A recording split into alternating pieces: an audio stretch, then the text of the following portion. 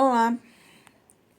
Dando continuidade aos nossos estudos de conjuntos numéricos, nós encerramos todo o conjunto de números inteiros, todas as representações, as operações com números inteiros, e agora nós vamos entrar em um outro conjunto numérico, que é o conjunto dos números racionais. Este conteúdo encontra-se aí na página 108 do livro didático de vocês, e ele começa falando de uma espécie de pinguim e dando algumas informações sobre essa espécie. As informações são as seguintes. Vocês podem estar acompanhando aí a leitura pelo livro. Aí começa dizendo assim: você conhece o pinguim imperador? Essa espécie de ave habita o continente mais frio do planeta, a Antártida, e, diferentemente de outras aves, se reproduz no inverno, não na primavera. Conheça a seguir outras características dessa árvore de grande porte. Primeiro a gente vai ler essas características, depois a gente vai olhar, fazer um estudo sobre os números que aparecem lá. A primeira característica que nós temos, que ele vai mostrar aqui, ele diz assim: nome científico e medidas. Nome científico do pinguim imperador, a altura 1,20 metros e a massa 40 quilogramas. Depois, ele traz uma segunda informação sobre esse pinguim. A segunda informação diz: onde vivem? Na Antártida, continente gelado, que representa quase 1/10 da área continental do planeta. Sua população é estimada em 440 mil animais. Depois, nós temos uma terceira informação. No inverno, as temperaturas podem atingir menos 65 graus Celsius. E por último, ele diz: do que se alimentam? Podem mergulhar a incríveis 500 metros de profundidade para se alimentar de pequenos peixes, lulas e krill, tipo de crustáceo. Permanecem a ter 9 minutos submersos. Observe que todas essas informações traziam números.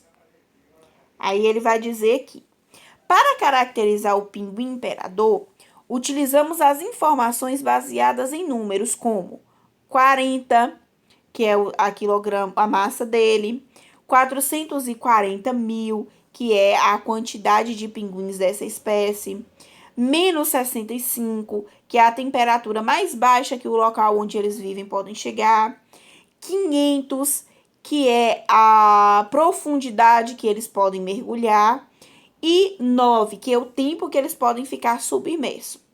Todos esses números 40, 440 mil, menos 65, 500 e 9, são números que pertencem ao conjunto dos números inteiros, que foi o conjunto que nós terminamos de estudar. Só que tem ainda os outros números. E os números 1/10,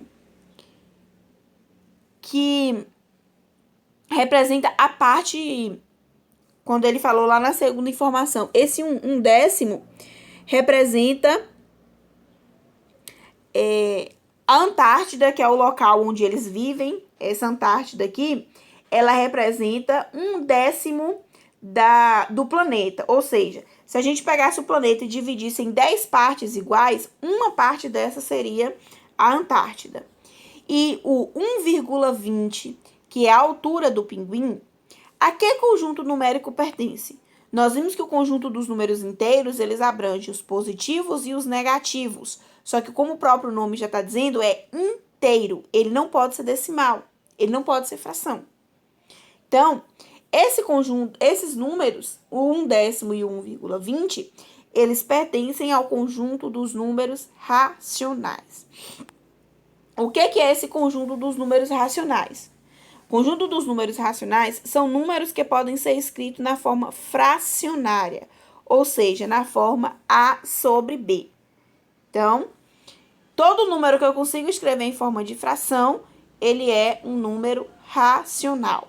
Aí lembrando, mas aqui tá falando que o 1,20 também é racional. Sim, aqui ele vai mostrar a transformação. Como é que eu posso escrever o 1,20 em forma de fração? Essa transformação mais detalhada eu mostro para vocês depois no papel. Então, esses números são números racionais. Só que os outros números também são racionais. Os números inteiros, eles também são racionais. Como é que eu posso escrever o 40, que era lá 40 quilogramas em forma de fração? 40 sobre 1. Como é que eu posso escrever o menos 65 graus Celsius em forma de fração? Menos 65 sobre 1.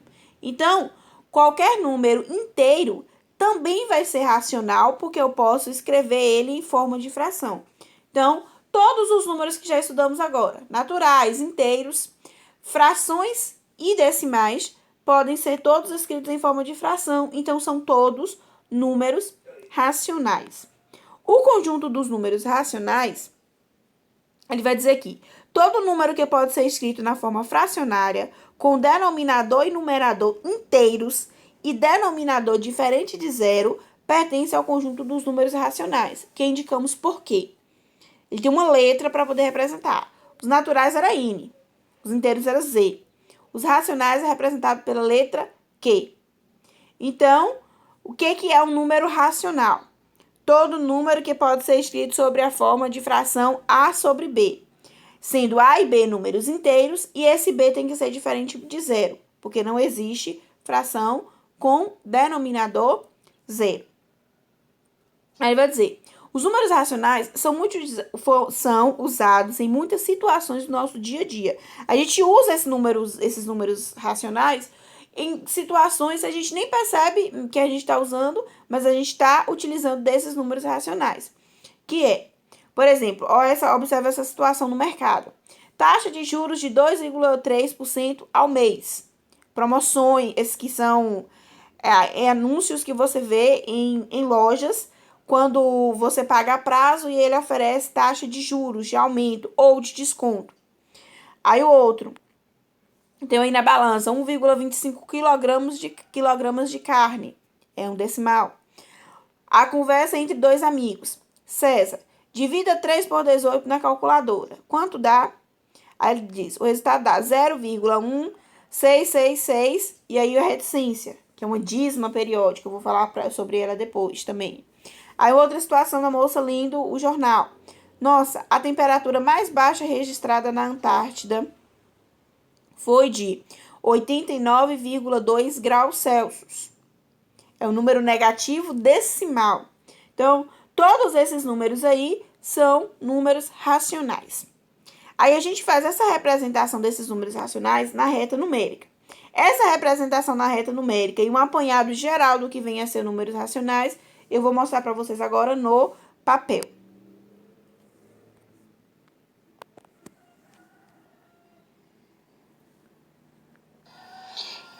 Então, como vimos lá no livro, números racionais, que é este novo conjunto numérico que nós vamos estudar, são todos os números que nós já estudamos, que são os números naturais, do zero a infinito, mais os números negativos, que são os números menores do que zero, que a gente viu aqui são os conjuntos dos números inteiros, mais as frações, os decimais e as dízimas periódicas. Lembrando, dízima periódica é isso aqui, ó. É um número que ele tem infinitas casas. Quando a gente vai dividir, por exemplo, eu pego uma fração. Esse aqui é da fração. Se eu pego uma fração e divido essa fração, aí eu não vou conseguir nunca chegar no resto zero e ele vai se repetir, que é o que a gente chama de dízima periódica. Então, juntando todos esses números, nós vamos formar esse novo conjunto numérico, que é o conjunto dos números racionais, que vai ser representado pela letra Q.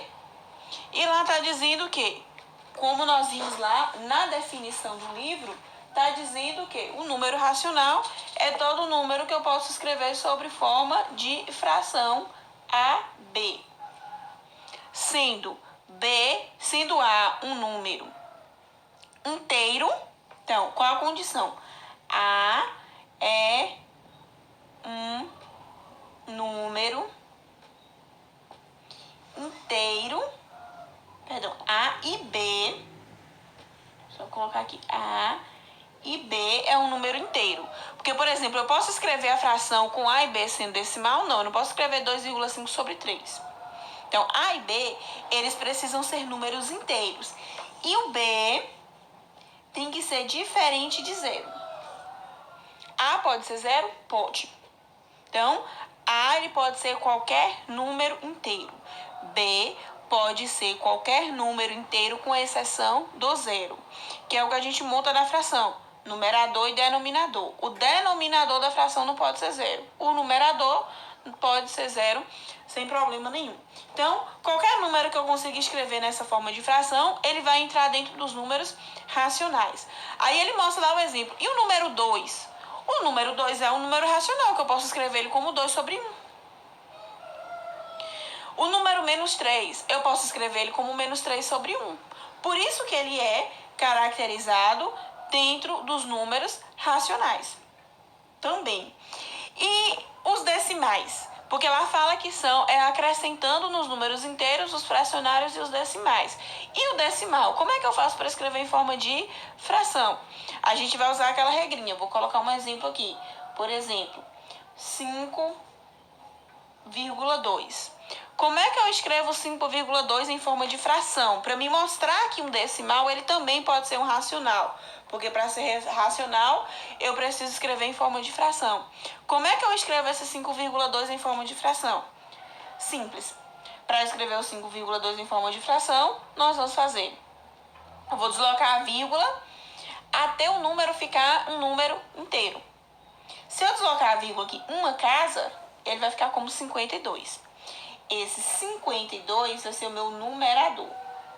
E o meu denominador, ele vai ser o número 1 acrescentado à quantidade de zeros que eu precisei deslocar a casa. Quantas casas eu desloquei aqui para o número ficar inteiro? Uma casa só, então eu vou colocar só um zero. Então, a minha fração vai ser 52 décimos, 52 sobre 10. Só que resultados em forma de fração precisa ser fração simplificada, que foi isso que nós vimos no ano anterior. Como é que eu simplifico fração? Dividindo o numerador e denominador pelo mesmo número até ela ficar irredutível. Aqui, o 52 eu posso dividir por quanto? O 52 eu posso dividir por 2. 52 dividido por 2 vai dar 26. 10 dividido por 2 vai dar 5. 26 e 5 não tem mais um divisor comum, que 5 só divide por ele mesmo e 26 ele não é divisível por 5. Então, essa é a minha fração irredutível. Se fosse uma questão que eu pedisse para transformar o decimal em fração, era dessa maneira. Poderia deixar 52 sobre 10 como resposta? Não. A resposta teria que ser 26 sobre 5, porque é a fração irredutível. Então, por isso que os decimais também vai ser racional, porque eu consigo escrever um decimal em forma de fração. Nesse caso aqui, então, a gente acrescenta, lembrando daquele diagrama que a gente coloca. Eu comecei os meus estudos numéricos, quando a gente começa a estudar números, a gente já começa a estudar esses números dentro do conjunto dos números naturais, que é representado pela letra M. Quais são os números que estão aqui? O zero e todos os números positivos. Sem contar, aí eu posso colocar um decimal positivo? Não. Os naturais, eles não têm decimais. É de 0 a infinito dentro da reta numérica, de 1 em 1. 0, 1, 2, 3, 4, 5 e assim sucessivamente. Depois, nós estudamos, que foram os últimos números que nós terminamos de estudar, os números inteiros. Como o próprio nome já está dizendo, se ele é inteiro, ele também não pode ser decimal. O número ele é inteiro. Os números inteiros é representado pela letra Z. E quais são os números que estão dentro desses números inteiros? Todos os números naturais, por isso que eu não faço os círculos separados, é um círculo por dentro do outro. Todos os números naturais são inteiros, mas todos os números negativos, que vai ser o -1, -2, -3, que aí agora ele vai na reta numérica em infinito à esquerda. Com os números naturais, a reta tem um início, que é no zero, e vai até o infinito, mas começa no zero. Com os números inteiros, eu não tenho mais esse início. Ela é infinita, tanto para a direita quanto para a esquerda. Para a direita com os números positivos, para a esquerda com os números negativos. Lembrando que o zero, ele não é nem positivo nem negativo, ele é neutro. O número, para ser classificado como positivo ou negativo, ele tem que ter seu oposto. O 2, o oposto de 2 menos 2. O 3, o oposto de 3 menos 3. Que a gente vai conseguir identificar eles dentro da reta. Se eu fizer aqui, ó, vou colocar aqui a minha reta. Desse lado aqui eu tenho os valores positivos. Desse lado aqui eu tenho os valores negativos.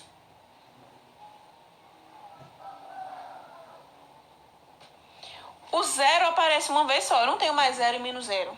Como ele aparece uma vez só, ele é neutro, não é classificado nem como positivo, nem como negativo. Aí à direita deles eu tenho os positivos, à esquerda eu tenho os negativos.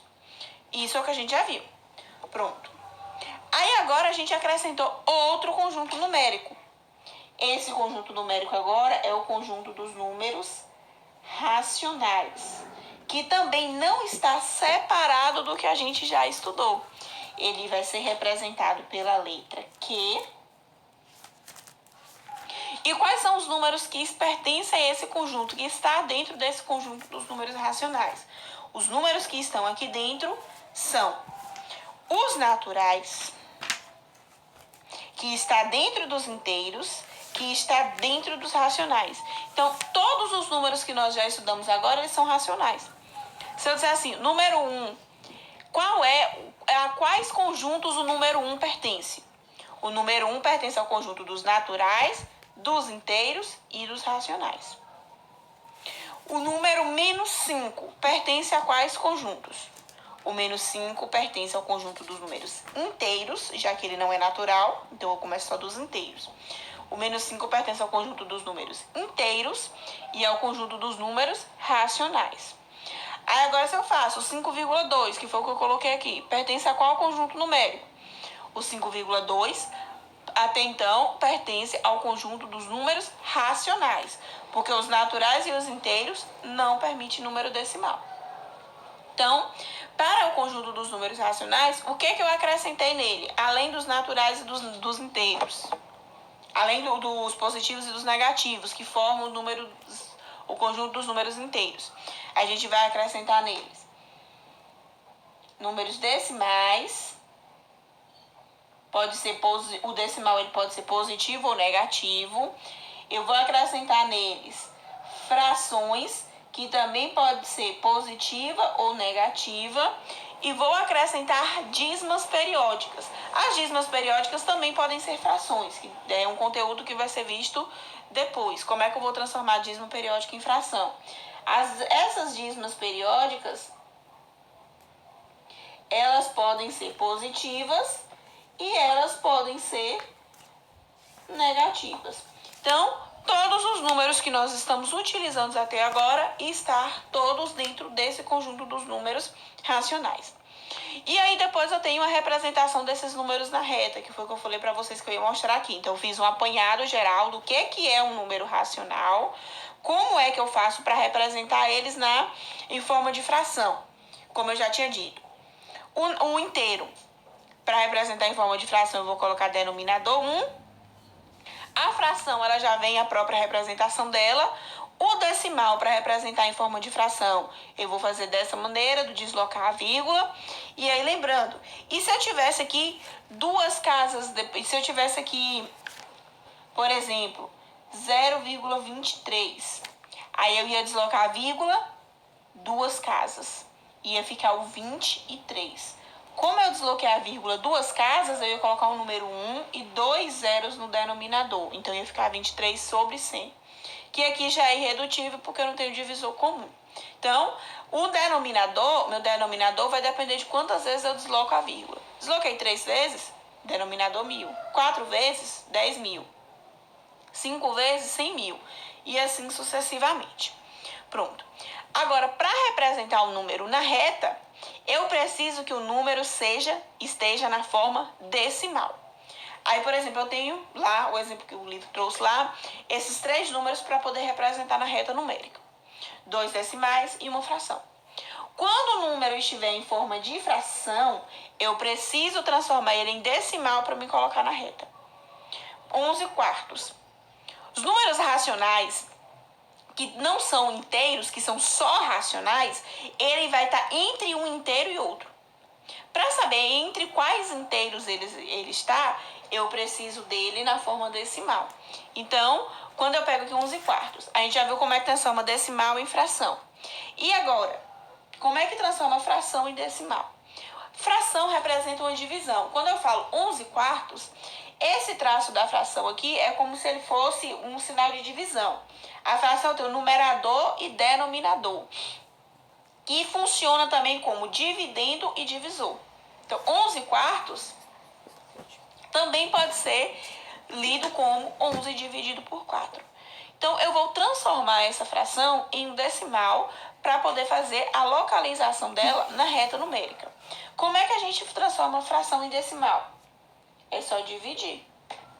Eu vou fazer a divisão aqui embaixo. 11 quartos é 11 dividido por 4. Toda vez que eu precisar fazer essa transformação, eu tenho que lembrar que o divisor é o denominador. E aí eu faço o cálculo de 11 dividido por 4. Como não dá para pegar um só aqui, eu vou pegar os dois.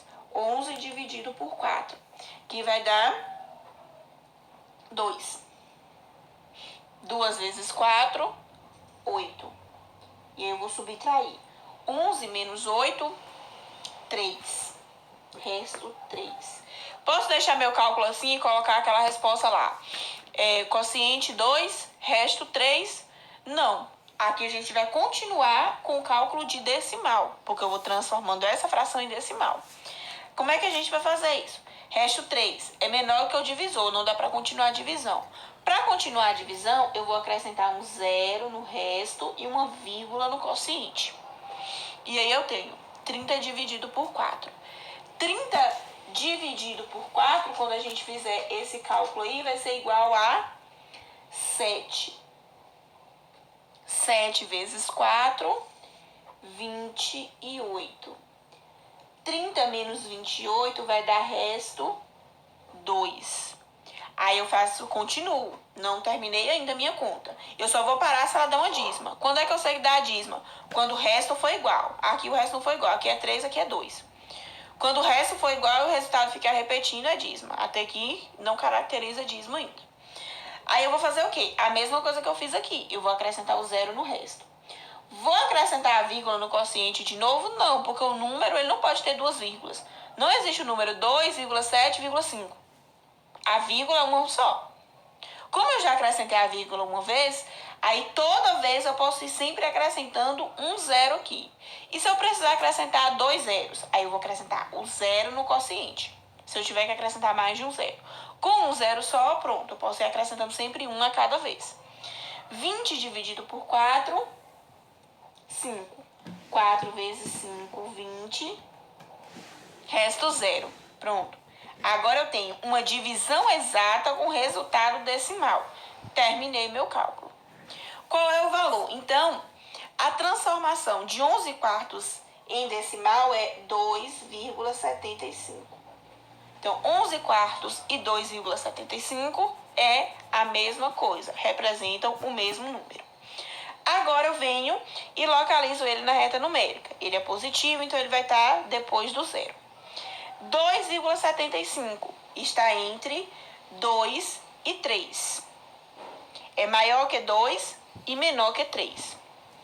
Quando eu pego o meio entre 2 e 3, é 2,5. 2,75 é maior que 2,5, então ele vai estar depois do meio, então ele vai estar aqui.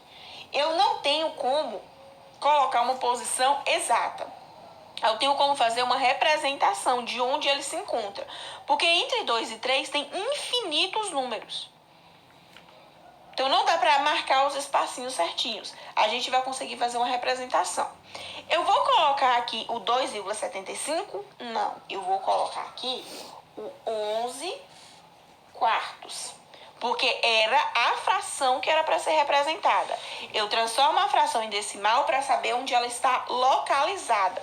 Mas na hora de representar, eu coloco a fração. Porque a fração é que era a questão. Agora aqui, menos 2,3. Ele já está em decimal. Eu não preciso mexer nada. É só colocar na reta. Menos 2,3 está entre menos 2 e menos 3.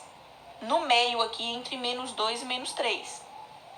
Aí eu vou fazer a mesma coisa.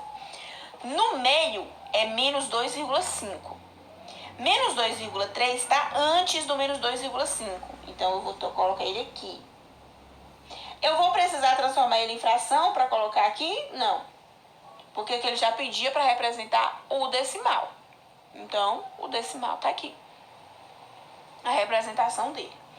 E por último, o menos 0,333, que é uma dízima periódica. Isso é o que caracteriza a dízima periódica. Dízima porque ela não tem um fim. Ela tem infinitas casas. Periódica porque é o mesmo período. Quem é o período? O número que se repete. Eu sei que eu tenho infinitas casas. De quanto? De 3. Esse 3 aqui vai aparecer infinitas vezes. Então, esse 3 é o período que ela se repete. Aí, eu vou localizá-la também. É menos 0,333. Está entre menos 0 e menos 1, já que é negativo. No meio, entre menos 0 e menos 1, é menos 0,5. Como é menos 0,3, está mais próximo do zero. Então, vamos colocar que ela está localizada mais ou menos aqui. Pronto. Então, para a aula de hoje, é isso. Entender o que é o número racional, o que é o conjunto dos números racionais, a transformação do decimal em fração, a transformação da fração no decimal, lembrando, e a transformação da dízima? A transformação da dízima é o conteúdo que vai ser estudado posteriormente. Por enquanto, a gente vai trabalhar com a dízima só em forma decimal. A gente não vai trabalhar com ela em forma de fração. Eu posso até ter a fração para transformar na dízima, que é a mesma coisa, é só dividir. Mas a dízima para transformar em fração, por enquanto, a gente não vai utilizar. E a localização, a representação desses números racionais na reta numérica, que para saber onde eles ficam localizados, eu preciso que eles estejam em forma decimal. Para a aula de hoje, é esse o conteúdo. Bons estudos!